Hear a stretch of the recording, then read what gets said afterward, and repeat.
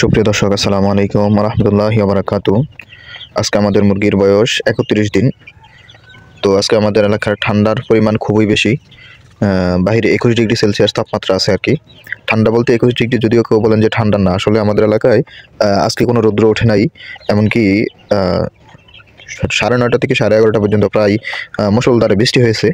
তো এই যে একটি আবহাওয়ার ভিতরে আমাদের মুরগি কেমন আছে সেই তথ্যটাই আপনাদেরকে আজকে উপস্থাপন দেব, বা এই পরিস্থিতিতে মুরগিকে কীভাবে সুস্থ সবল রাখা যায় সেটাকেই আপনাদের সামনে তুলে ধরবো। সম্মানিত দর্শক, আপনাদেরকে একটি বিষয় আমি জ্ঞাতার্থে বলে রাখি। অনেকে খামারে এই শীতের সময় গরম পানি দিতে চান, যাতে বাচ্চারা গরম পানি খেয়ে স্বাচ্ছন্দ্য বোধ করে। একটি বিষয় আপনাদেরকে জানে রাখা দরকার, যদি খালি গরম পানি দেন ওষুধ মিক্স ছাড়া, তাতে তেমন কোনো অসুবিধা নাই বলেই ধরা যেতে পারে।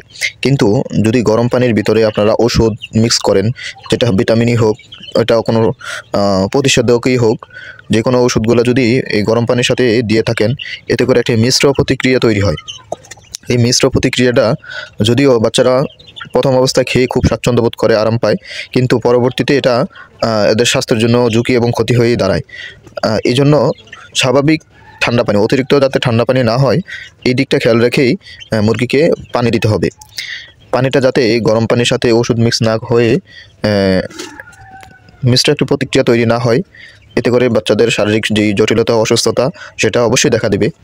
এজন্য অতিরিক্ত গরম পানি না দিয়ে, অথবা স্বাভাবিক গরম পানির সময়ও অনেক সময় ওষুধগুলো মিশ্র প্রতিক্রিয়া দেখায়। এজন্য যতটুকু সম্ভব গরম পানি না দিয়ে অতিরিক্ত ঠান্ডা পানি যাতে না হয়, স্বাভাবিক ঠান্ডা পানি দিয়েই বাচ্চাদেরকে পানি এবং ওষুধ মিক্স পানি দেওয়াটাই উচিত বলে মনে করি। তো আলহামদুলিল্লাহ, দেখতে পাচ্ছেন আমাদের বাচ্চাগুলো খুব স্বাচ্ছন্দ্যে আরামে ঘুমাচ্ছে। এতক্ষণ খানা খেয়েছিল। আমরা বাচ্চাগুলোকে এতক্ষণ আমরা যে ওই পাশের পর্দাটা ছিল, ওই পর্দাটাকে আরেকটু নামিয়ে দিব, যাতে করে এগুলা স্বাচ্ছন্দ্যে আরেকটু গরম অনুভব করতে পারি। তা আমরা একটু লাড়াচাড়া দিয়ে দিতেছি, আর সাদা লাইটটাকে জ্বালিয়ে রাখছি, যাতে সবগুলো পর্দাতে ফালানো, যাতে ভিতরে অন্ধকার অনুভব না হয়। এই আলোর অনুভব করানোর জন্যই আমরা এই লাইটটাকে জ্বালিয়ে দিচ্ছি। তো আজকের জন্য এখানেই আপডেট তথ্য আপনাদেরকে দিলাম। সকলকে ভালো থাকার অনুরোধ, ভালো রাখার অনুরোধ। নিজের খামার, নিজের শীতের শরীরে আমি অসুস্থ হয়ে গেছি, নিজের লাইফস্টাইল ঠিক রাখার জন্য সকলকে অনুরোধ রেখে আল্লাহর কাছে আমাদের সুস্বাস্থ্য কামনা করে এখানে বিদায় নিচ্ছি। আসসালামু আলাইকুম রহমতুল্লাহ।